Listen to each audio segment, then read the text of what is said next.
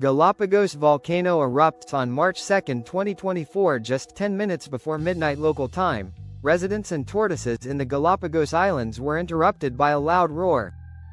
Suddenly, a section of the night sky lit up in a bright orange color. As to the west, a large plume of volcanic gases with minor ash rose several kilometers into the atmosphere, with the glow becoming more intense as light reflected off of the rising plume.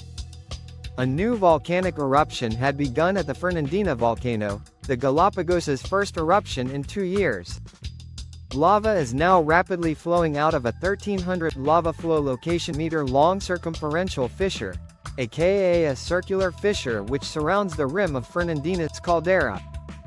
Erupting at what I estimate to be a rate of approximately 200 cubic meter per second, this lava has in only 36 hours advanced 5,700 meters down its southeastern flank. Thankfully, no people or structures are at risk at the voluminous Fernandina Island is uninhabited, potentially being the largest uninhabited tropical island on the planet. How large, you might ask?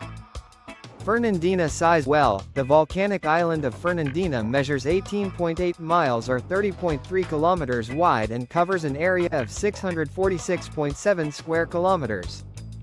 For reference, this makes it 96% the size of Hawaii's Molokai Island. Fernandina Island is comprised of a singular massive shield volcano with a large caldera that formed from repeated episodes of caldera collapse caused by large volume flank eruption and the draining of its magma chamber. The surface of the entirety of this island is comprised of lava flows which are no older than 4,300 years. In other words, every single small section of ground on the island has been overlaid by a lava flow at some point since 2300 BCE.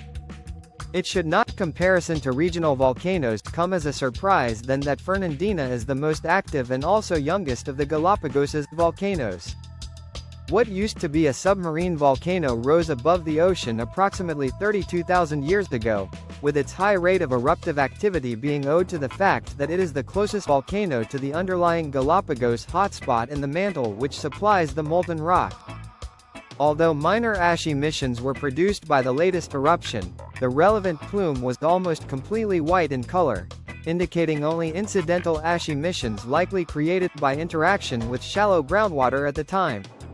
The current eruption is now completely effusive and would best be described as a Hawaiian-style VEI-0 effusive eruption. Before the latest eruption commenced, IGEPN noted that the level of ground deformation had exceeded levels witnessed during the 3 prior eruptions of the Fernandina volcano. This suggests that the ongoing eruption will last longer and have a higher eruptive rate due to a larger volume of underlying magma being involved. However, we do not know exactly how much magma is involved, so I can only give a rough estimate of more than 20 million cubic meters of material. Such an eruption would most likely last for at least 6 to 10 days. For reference, most eruptions of this very shield volcano are quite brief and spectacular, with 50% of recent eruptions lasting no longer than 5.5 days.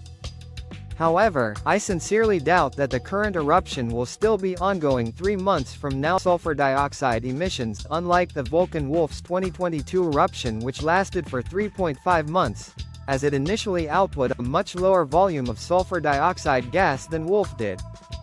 However, the 47,000 tons of this magmatic gas it produced is still quite significant, likely to cause a volcanic haze to the west of the island as the wind blows in that direction. Lava mass already covered what may be around 6.7 square kilometers, and due to its forward motion it may eventually reach the Pacific Ocean and build new land approximately 76 hours from now. Unless this lava makes a dramatic eastward turn, it is unlikely to strike an area which has an unusually high population of wildlife. As a final note, I would like to thank my new patron Geezer Windbag for supporting this channel.